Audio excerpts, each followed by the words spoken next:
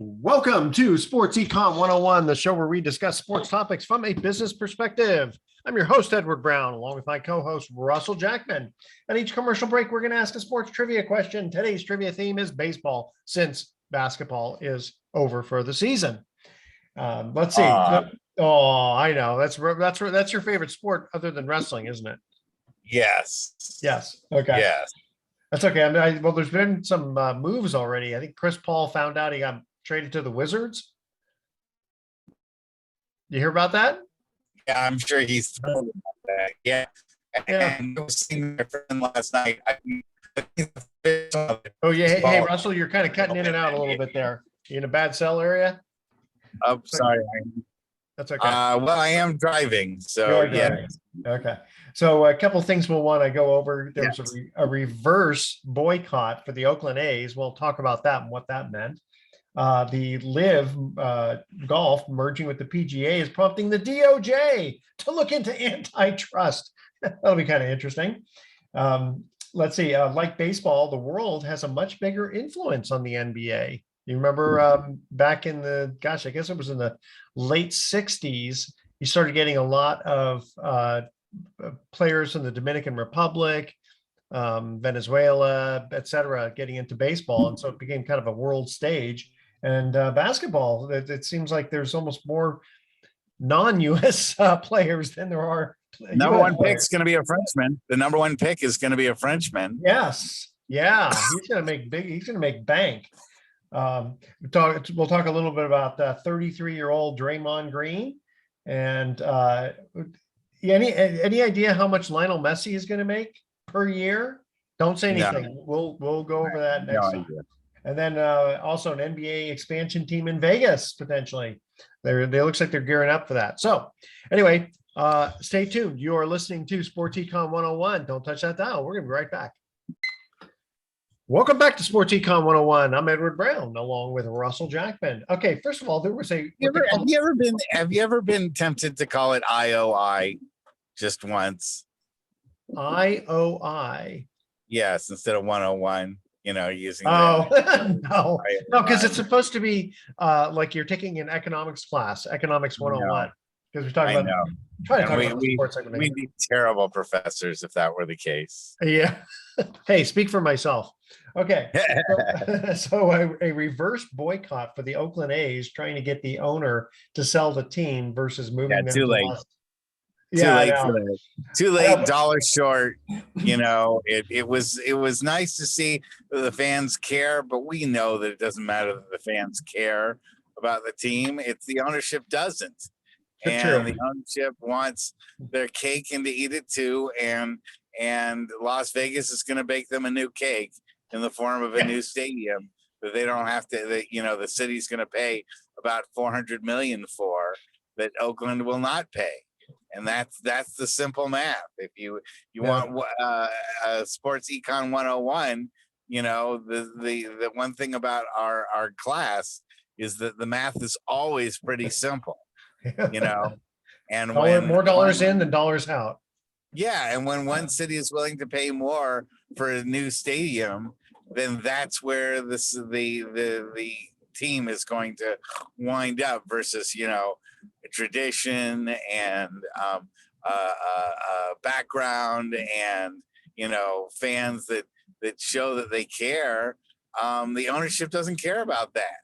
So what about the Tampa Bay? Now, Tampa Bay has always had a poor showing of fans. Yes. But now the Rays are actually doing pretty well as a team, but was there a time when they were talking about moving? Yeah, they have. But, I think the Major League Baseball likes the idea of having a team located in that area.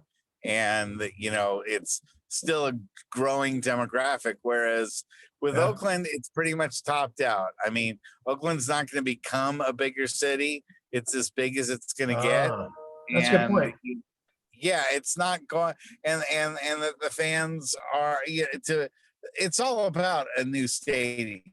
Yeah, I mean, and sadly enough, as much as I hate the ownership of Oakland, and I think that they're about 85% responsible for the move, I do think that the city of Oakland has really botched it as far as their what they were supposed to do and how many different plans went So before. let me ask you, I mean, again, it usually comes down to money unless it's just the prestige of having, a nice ballpark. Because in theory, if you sold out, if you were to sell out every night and it was an old broken down stadium, would the ownership care?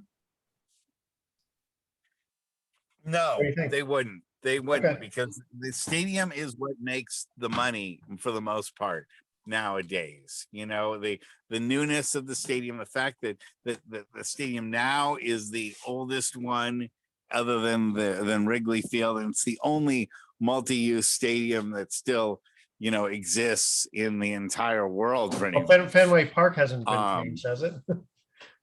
1912 was Fenway Park, but I mean, unless again you're talking about concessions and stuff, is it all about how many fans you can put in the seats? Right? Because concessions are only going to be worth, so it really is based on how many people you're going to get in the seats for the ticket sales and what they purchase at the concession stands. So I think part of it is an ego thing of, look at our stadium versus, some broken down stadium. I mean, that's what I think. Um, so anyway, there was this reverse boycott. And Russell, you still with us? Or did you get cut out? Holy smokes, Russell's gonna have to come back in, that rascal. So I'm gonna have to finish off this segment here.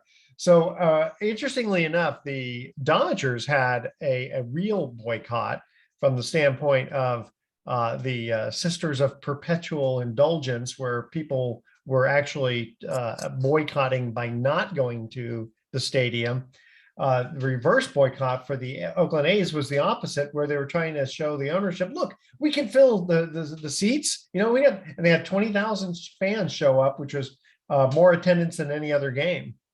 Isn't that right, right, Russell? but everyone was carrying posters and signs saying how much they hate the ownership. So that doesn't exactly endear fans to the ownership, but it's really the other owners standing up and saying, hey, you can go ahead and move because we want that option if we ever don't like our city. Yeah.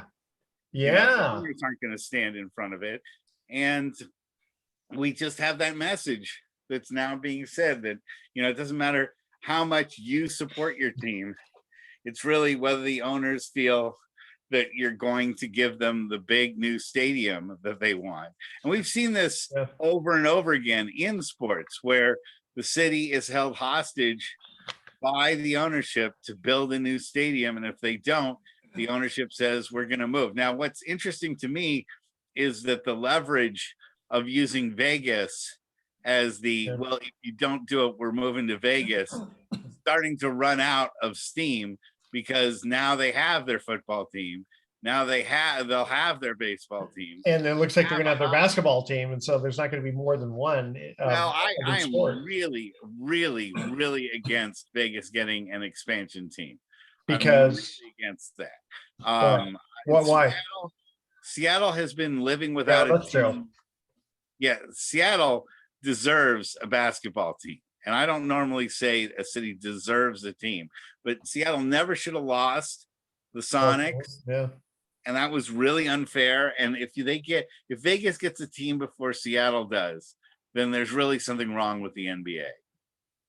That's an interesting point. I wonder if some of these owners too would say, hey, I don't want Oakland to move to Vegas because I'm hoping to move my team to Vegas. Exactly. That's the Vegas has always been that wonderful leverage point for owners to say, it's the boogeyman basically saying, if you don't do what I tell you to, I'm going to, carry myself off to Vegas and but then there's other, I guess Tennessee's another team or another a state that, could use a team, especially baseball. Because, they're always in the college World Series. They always seem to do pretty well. But they have a football team and they have a basketball team. So that leverage there isn't going to exactly cut it.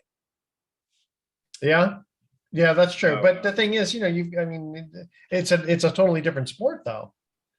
Well, yeah, but you only have so many stadiums that cities can cough up 400. I mean, their estimation is that to build a new stadium or to take an expansion team and to put it in a new city costs when you have to pay the fees and all the other stuff that the leagues want, is going to cost around $3 to $4 billion. Yeah. And for those people who got really upset that the city of Santa Clara spent like maybe about 500 million or so to get the Niners there, they have to think that, wow, what a bargain they got. Yeah. $3 to $4 billion that it would cost now if they wanted to try to get the Niners there. Good point. Okay, we're going to cut to our first commercial trivia question here. Again, we're talking baseball. And just so you know, Russell, I expect you to get 2 out of 3 of these questions correctly. All right. The other one, probably not, but 2 out of 3, I think would be good enough. You might have to start offering me a prize so that I actually do these things. That's true. That's a good point. Okay. Yeah. Well, let's first see if you get this an easy one. Okay, we'll start off with the easy one. What player was involved in the famous pine tar incident? You remember that one well? I do, and I am blanking on the player's name right now. Okay. Email Edward at sportsecon101.com, and we'll give you extra credit if you can remember the opposing manager who pointed this whole incident out. All right, stay with us. You're listening to Sports Econ 101. Don't touch that dial. We're going to be right back. Welcome back to Sports Econ 101. I'm Edward Brown, along with Russell Jackman. Our first trivia question: what player was involved in the famous pine tar incident? And it's so funny because I could still picture him running out, just screaming. Basically, to remind people what happened was this was in the 80s, I believe. This player had hit a home run, and when he came back, the manager of the opposing team said, "Hey, wait a minute, look at that guy's bat. He's got too much pine tar," which basically is supposed to be like stickum, so you get a better grip on the bat. I guess that was kind of before guys started using gloves. And they took the home run away from him. But I think they actually overturned that. They gave it back to him. But because I'm thinking, it's like, well, why would pine tar make you hit the ball further? If anything, it would make it hit less because it's sticky. But who was the player? Damn, I'm really like just stuck on names at the moment. Okay. He played mostly, I think he played all of his years with the Kansas City Royals. Well, wasn't our pal Buddy Biancalana? That's no. He played with him though. That's what I'm stuck on. I know he was a teammate of Buddy's, and I'm just okay. You ready? George Brett. Yeah. George Brett. George Brett. Okay. The B was standing there in my head. Gotcha. I couldn't quite pull it out. I don't remember who the pitcher was. I used to know. Well, okay. So who was the manager of the opposing team? Who pointed it out? Manager of the opposing team. I don't even remember who the opposing team was. The Yankees. Billy Martin? Yes. Okay. Billy Martin. I surprise you with getting one of these things. Yeah, you got the harder part of the question. Yeah, now can you picture George Brett just flailing his arms, coming out and screaming, and you can't take that home run away? The hint helps, but anyway. Yeah. All right. So moving on here. So the Live Tour merging with the PGA is prompting the DOJ to look into antitrust. And on the political side, people are saying it's probably due to the fact that Trump may benefit by his owning some of the golf courses, because if you remember, the PGA kind of snubbed Trump on playing on his golf courses, but the Live Tour will probably play. But it's interesting because they didn't seem to mind, the DOJ didn't seem to care that the PGA already had a monopoly before the merger. Right. So, but then again, well, because you have a monopoly in that sense, because nobody else prior to the Saudis could afford to create an opposing league, so it's like the NFL. The NFL had a monopoly, then the USFL and the XFL came into presence. So antitrust comes out. I mean, I did study a lot of antitrust stuff while I was in law school because Okay. it's kind of fascinating. If it's whether or not the question of whether antitrust laws come into play is whether you have the difference between whether it's just really expensive to get into that business, or is the existing business taking steps to keep competition Interesting. from Yeah. So ever coming in. antitrust would be where there's at least more than one, right? Because like you Right. said, yeah. So monopoly, I see the difference. But the difference is when one side is using its percentage in the market to keep others from entering, that's monopolistic behavior. But if Okay. it's just too expensive and only one entity can afford to go into it, and the PGA will say, look, we didn't start off being monopolistic. We created a league, Yeah. and we built it up over time, and it's not our fault that it's become so expensive for someone to create a rival league.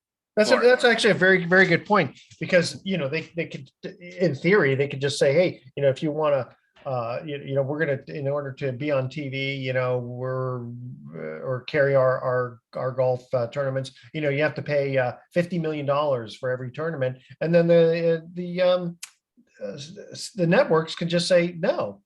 So right, that's but a very also good point. but it's more important that you have to see what they're doing to discourage other entities Yes.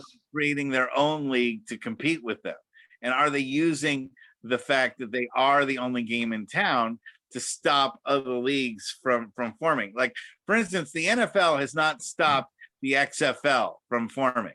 No, The but they did. XFL, Remember when Trump owned one of the I think that's it the was USFL. That was the the, USFL. I know, but I'm just saying but the USFL sued the NFL for basically the same sort of thing, though, right? Because they were trying, the theory was, in fact, I think if I remember correctly, the USFL won, but the judgment was for $1. I was just about to say that. I was Yeah. just about to say that because they said that the SFL didn't show the damages. They didn't show that because of what the NFL did, the SFL was unable to operate. They Yeah. said the NFL tried to do these things and they agreed with that, but they said the overall impact of what the NFL did to the USFL only amounted to $1 worth of damages. So now here's the interesting thing, because I don't know by the how way, it as a works. lawyer, by the way, as a side thing, that's what I Yeah. always tell my clients. The first thing, Yeah.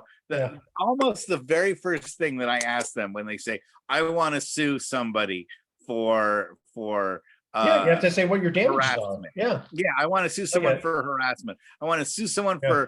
for libel. Libel and slander are the key That's ones tough. that I do get people that, especially on the internet, they say I was slandered on the internet, because Who somebody hasn't said, been? yeah, someone says, on Facebook that I suck, or I'm annoying or something like that. I want to sue them for slander. Oh, And then my brother. first response back to them is, how has that statement led to you having viable damages? What has And this actually, cost? isn't that libel when it's in written form and slander is verbal? Yeah, I keep Yeah. forgetting which one is which, Yeah, but I think libel so. is the written one. It Yeah. is written. But Yeah, I believe so. And okay, but slander is also spoken. here, and if I'm not mistaken, and it may be dependent upon like the law, the contract, or whatever. But one of the important things about winning even $1 is the fact that potentially you get your attorney's fees covered because you won. That is correct. That Yeah. that is the big point of it, is that you can, even $1 judgment can lead to your attorney's fees, which can then be many thousands of dollars. But then you personally, that's just meaning that you're not spending money out of pocket, but you don't actually profit off of that. No. But at least you could get you potentially get your out-of-pocket costs reimbursed. Potentially. Let's face it, whoever works for Trump doesn't get their attorney's fees paid, even when Trump wins attorney's fees. He Yeah. then pockets that money and then says, "Go get it from me later by suing me. You attorneys can sue me."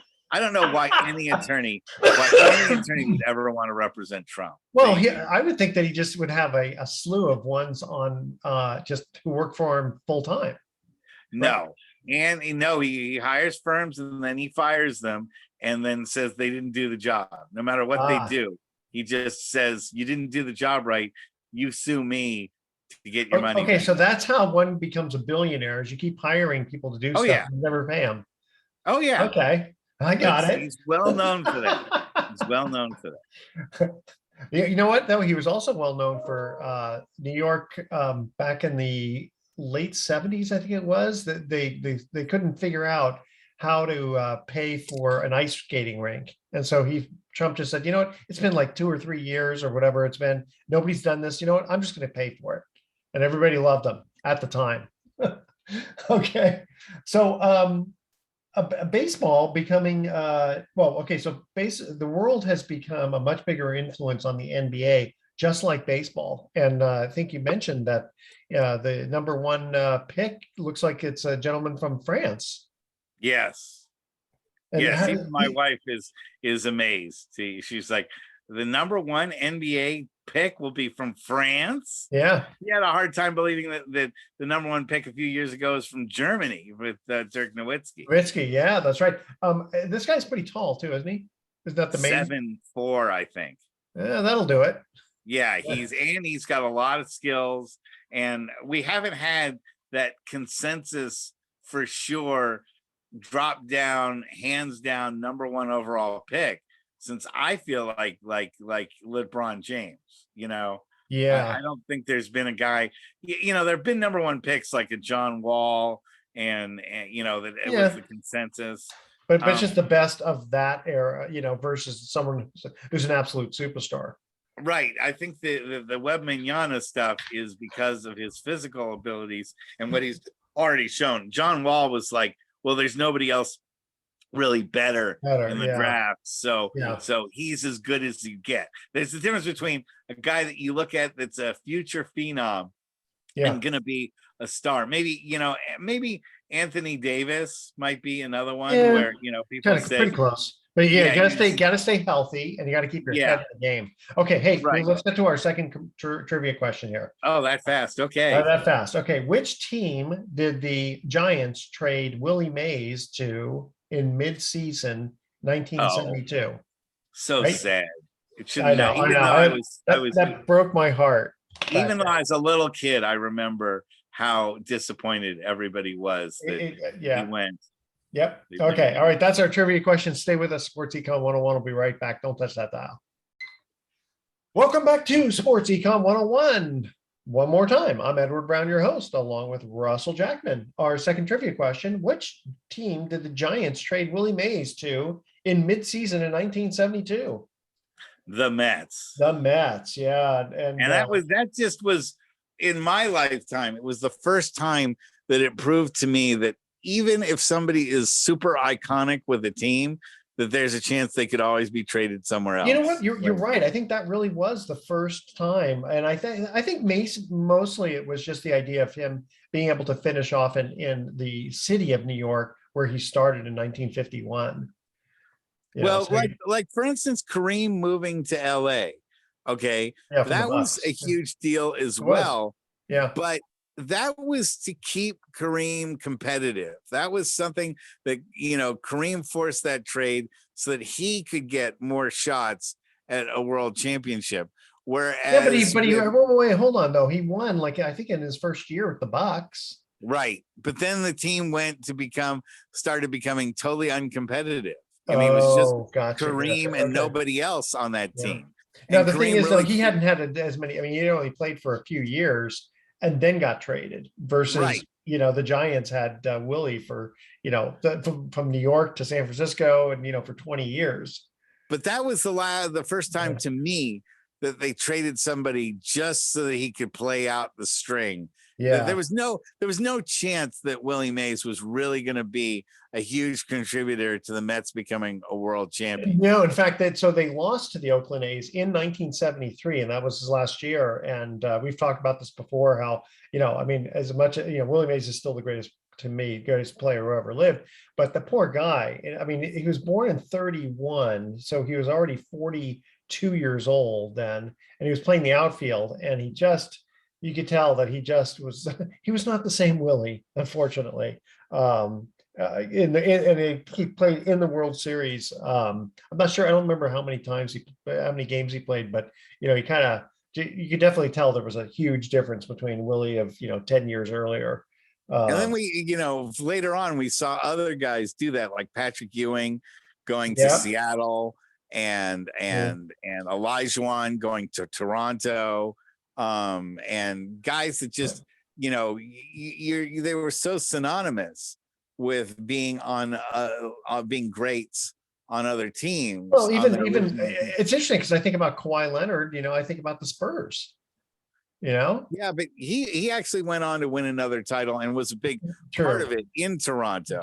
Yeah. But one could argue that maybe where he is on the Clippers, he's not going to win another championship. In fact, that was one of the things that we were starting off with before our call, which is Chris Paul.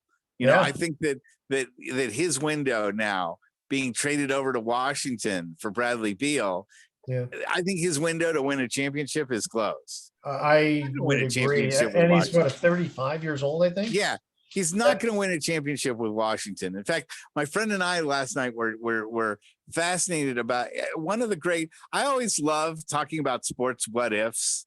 I mean, that to me, someone should make a book of just like what ifs, and what if this happened in sports, what if that happened in sports. I mean, one of the great what ifs is what if New York had talked to Steve Kerr and convinced him to go to New York finally, instead of go, that Steve Kerr was convinced at the airport to go to the Warriors. He was headed on a flight to New York, and the Warriors came in and told him, sold him the greatest dog and pony show speech ever. And he decided while he was in an airport lounge, and he canceled his flight to New York, and the rest is history, right? Wow. What if Chris Paul had been allowed to go to the Lakers in his prime instead of forced over to New Orleans? I mean, forced over to the Clippers. He was in New Orleans, and remember, New Orleans had lost its owner, and the NBA, quote unquote, managed the Hornets, or the New Orleans, for like a season, like 2 seasons. And there was the trade that Shin had tried to manage to get Chris Paul over to the Lakers right at the last minute while he was still owner, and the NBA invalidated the trade and kept Chris Paul there, and eventually they traded him to the Clippers. But he was in his prime, and he would have been joining Kobe during his final couple of years. And would that have been enough to make the Lakers a viable champion again if he had gone there?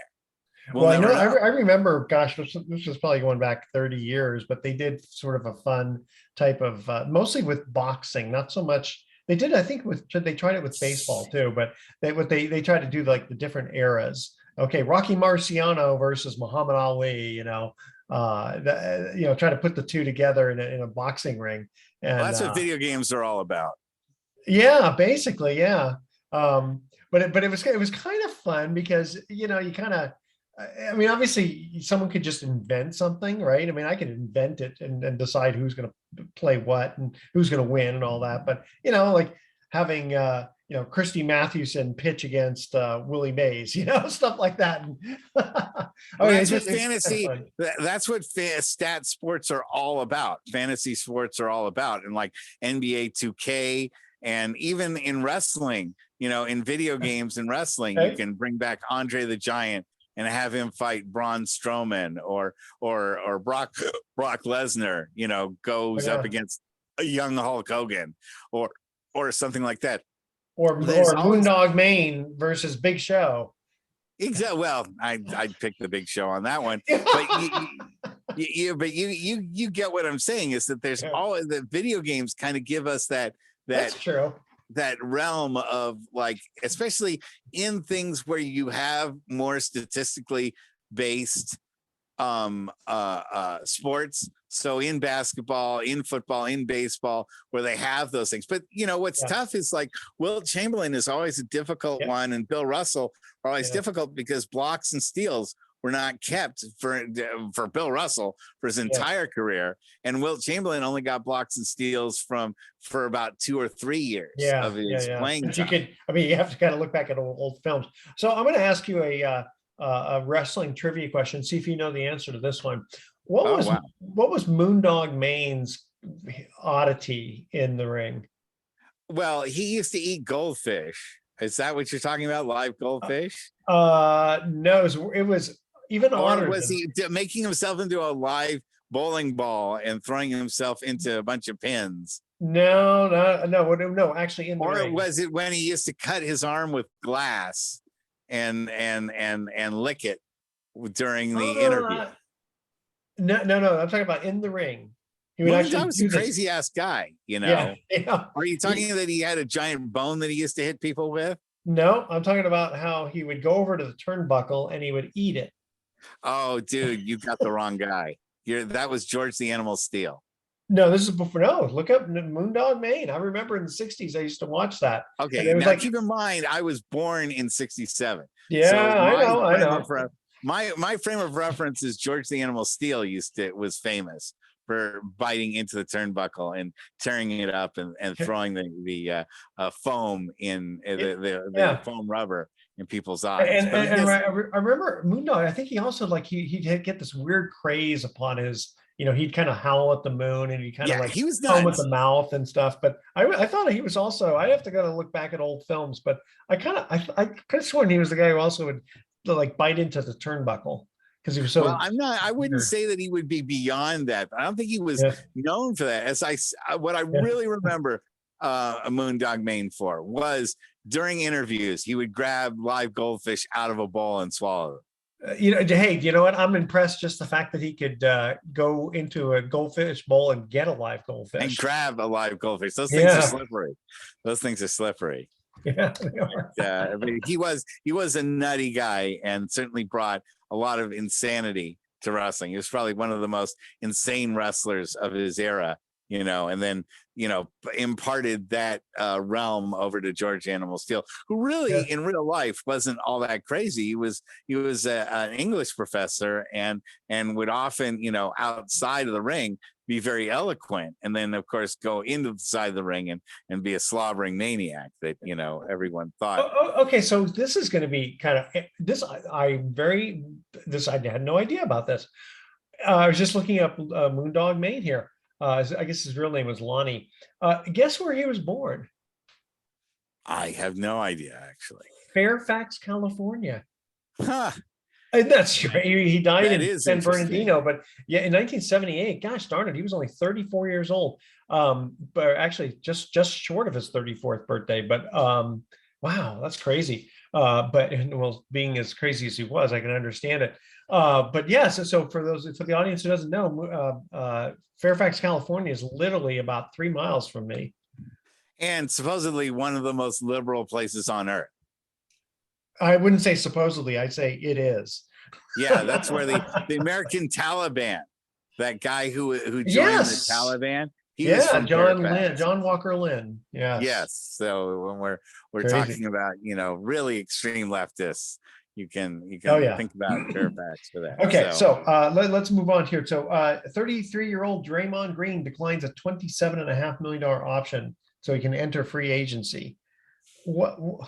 I mean, technically, this is the first time of all the three Warriors, the great three, you know, Draymond, Steph, and Clay. This is the first time that technically Draymond Green is not a Warrior. Yeah. He's a free agent. You know, I mean, he is technically broken off from the Warriors and now is an unrestricted free agent. And that is the first time that those three, and I'll put it back on you. Do you feel that Michael Dunleavy Jr. has what it takes to be the next great GM for the Warriors franchise? He was a decent player, and I think his No, he dad. wasn't. Oh God, no, he was decent. Overall pick, for the number 3 overall. No. He wasn't. He should not have got. No, when you look back at his career, he was not a number 3. I mean, maybe he was, but he wasn't that good. But no. But he wasn't terrible. It kind of reminds me of David Lee a little bit, except I think Dunleavy was better than David Lee. He wasn't a forward or a center. He was more of a shooting guard. Yes, yeah.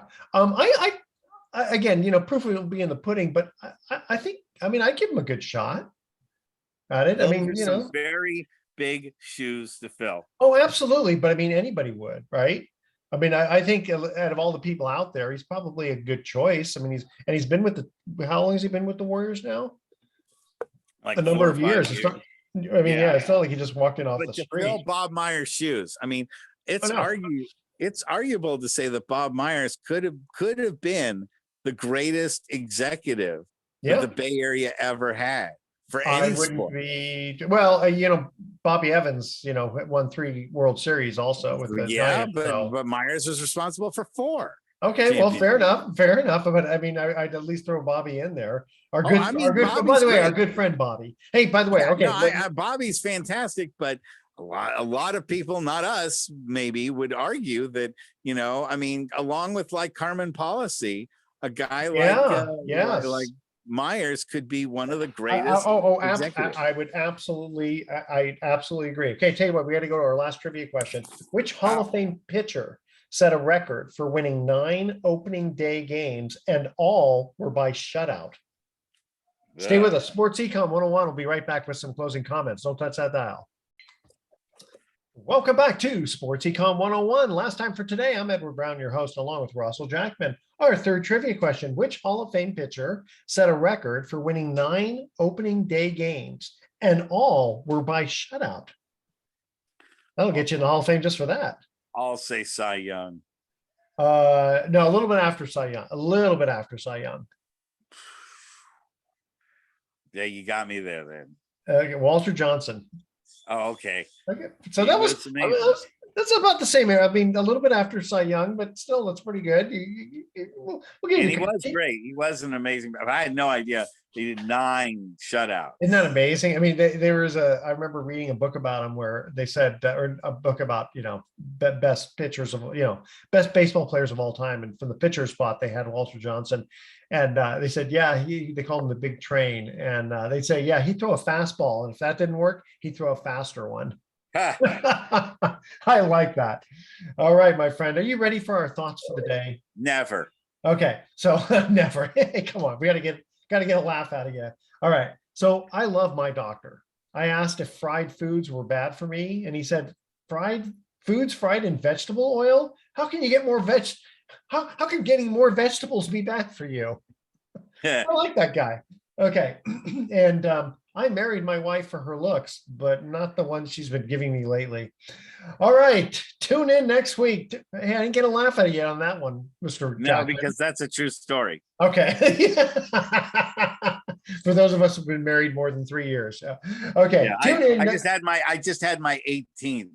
Oh, wow, good for you. And I'm going on 34. It's awesome to see a lot of us guys who have kind of stuck it out, or I should say the wives who stuck it out. Exactly. Survived is when after about 12, you start thinking about being married more as a matter of survival. You do, and with that thought, tune in next week to Sports Econ 101. We'll be discussing sports topics from a business perspective and asking more sports trivia questions. Thanks for listening. On behalf of our team, I'm your host, Edward Brown. We'll see you next week. Adios. So long.